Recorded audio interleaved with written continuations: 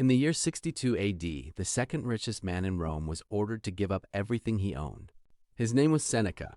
He'd spent decades building a fortune advising an emperor, and in one afternoon, it was gone, stripped by the same man he'd mentored. Most people would panic. Seneca wrote a letter that essentially said, "I saw this coming. I've been preparing for this moment for years." Here's the strange part.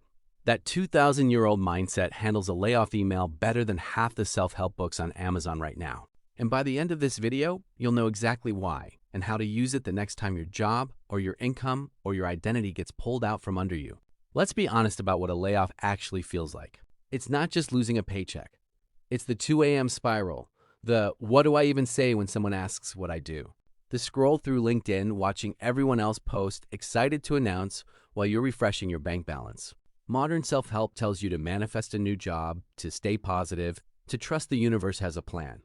And when that doesn't work, when the affirmations don't pay rent, you're left feeling like the failure is you, like you didn't visualize hard enough. That's not a coincidence. That's a design flaw.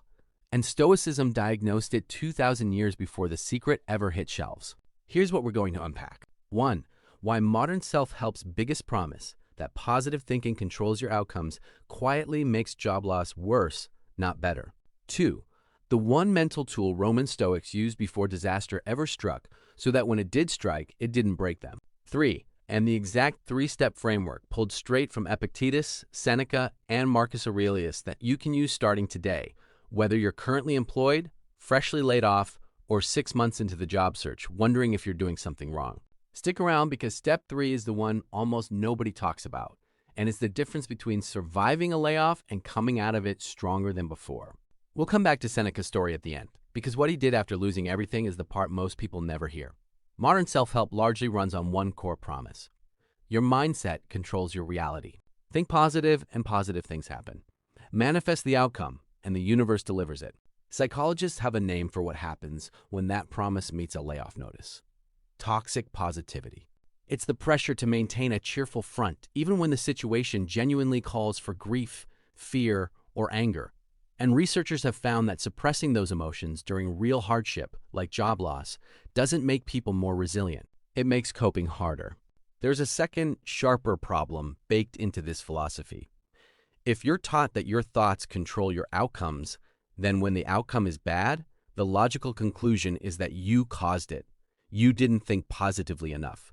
You didn't want it badly enough. You blocked your own blessings. That's not resilience. That's guilt wearing a positivity costume. Critics of the law of attraction have pointed out exactly this. It quietly shifts blame onto people for circumstances that were never fully in their control to begin with, whether that's a company-wide layoff, a market downturn, or a decision made in a boardroom they were never in. So here's the loop modern self-help traps people in. Lose your job, tell yourself to stay positive, the positivity doesn't produce a new job fast enough, conclude you're doing positivity wrong, feel worse than when you started. Stoicism starts from a completely different premise, and that premise is the whole reason it holds up. Roughly 2,000 years ago, a former slave turned philosopher named Epictetus opened his most famous work with one blunt sentence. Some things are up to us, and some things are not up to us. Your opinions, your effort, your reactions, your choices, those are yours. Your job title, your company's revenue, your boss's decision in a meeting you weren't in. Those were never yours, not really. You just had temporary, conditional access to them. Here's why this reframes everything. Modern self-help asks, how do I control the outcome? Stoicism asks a completely different question. What is actually mine to control here? Losing a job was never in your control in the first place, not fully. Even the most brilliant, hardworking employee operates inside a company's decisions, a market's swings, and economy cycles. So when the layoff happens, the Stoic move isn't to ask, what did I do wrong to manifest this? It's to ask, was this ever fully mine to prevent? Usually, the honest answer is no. That single shift removes an enormous, unnecessary weight, the weight of believing you failed at controlling something that was never fully yours to control. What is yours is what happens next. How you spend the next 90 days, what you do with your mornings, whether you update your skills, how you show up in interviews, how you treat yourself in the mirror at 2 a.m. This isn't passive acceptance. The Stoics weren't telling people to shrug and do nothing. They were telling people to stop wasting energy fighting the unchangeable so that all of that energy could go toward the part of the situation they could actually move. Now here's where it gets genuinely useful.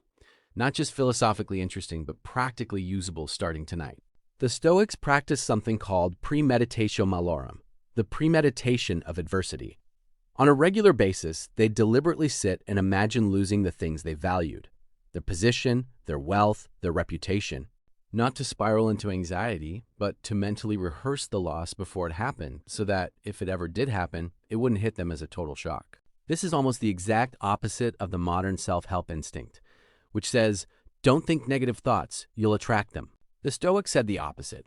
Rehearse the worst case on your own terms, in a calm moment, so the real version, if it ever arrives, finds you already standing instead of already collapsing. Seneca wrote to a friend that nothing should come as a surprise to us, that we should send our minds ahead into the future to meet every possible turn before it actually happens, so that when the blow lands, it lands on someone already braced for it, not someone caught flat-footed. Think about how differently that reframes a layoff. If you've never once let yourself imagine, what would I actually do if this job ended tomorrow? The news hits like a car crash. If you've quietly, calmly walked through that scenario even once, updated your sense of your own skills, your savings runway, your next 3 moves, the news still hurts, but it doesn't demolish you. You already have a map. You just have to start walking it. So let's make this concrete. Here's the actual Stoic framework for job loss in 3 steps. Step 1. Separate the event from the story. The event is the company ended your employment. That's it. That's all that objectively happened. Everything else, I'm a failure, I'll never find something this good again, everyone will judge me, is a story you're layering on top of the event. Marcus Aurelius wrote that it's not events that disturb people, it's their judgments about events. Write down the bare facts of your situation with 0 adjectives. Then separately, write down the stories you're telling yourself. Seeing them on 2 different lines breaks their grip. Step 2. Sort your circumstances into mine and not mine. Not mine, the layoff decision, the state of the job market, how long the search takes, other candidates.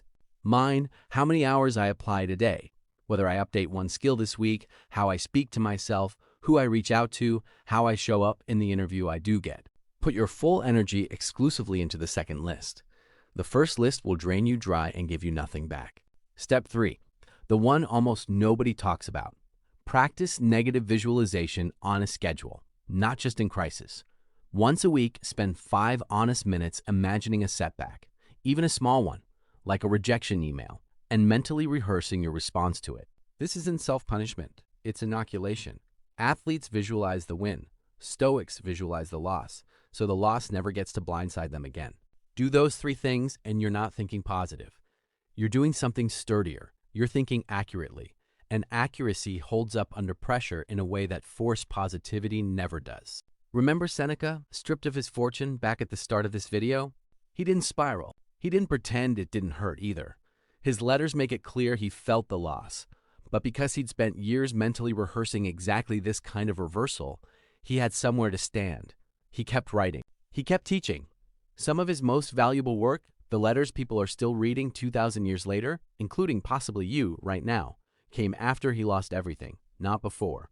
That's not a coincidence. And it's not a coincidence for the people who apply this today either. The people who treat a layoff as data instead of identity, who separate the event from the story, who'd already quietly rehearsed this exact scenario, they're the ones who come out the other side with something better, not just something recovered. Modern self-help wants you to control the uncontrollable and blames you when you can't.